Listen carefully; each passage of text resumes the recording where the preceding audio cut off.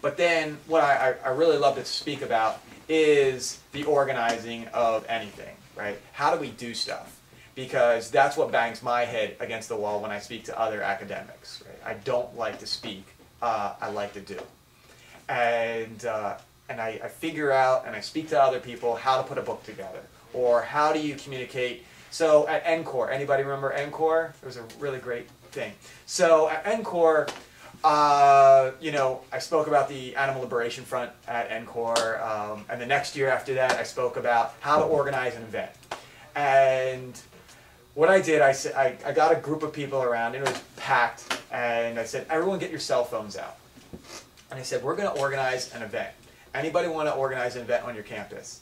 And they said, yeah, sure, I'll do it. And he says, and they thought it was like theoretically speaking. I said, no, we're going to do it. What day and time are we going to do it?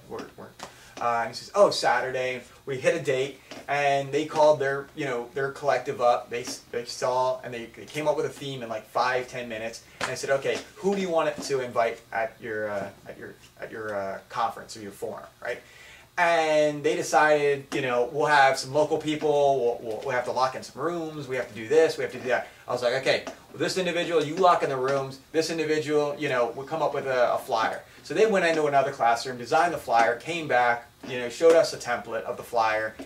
Then what we also did was we invited the speakers, right? And we invited people from like California and all these things, and we said it's grassroots, we don't have any money, if you're willing to come out, you know, we finally, you know, hit and miss kind of thing, but we finally found, you know, a number of people, you know, that were able to come out and do this, and it was really successful because it shows how to organize, not in a theoretical way or not in a book, but you actually did it, right? And at the end of that hour and a half, you know, workshop, you had something to show for it, and you were part of something that was going to happen in the future.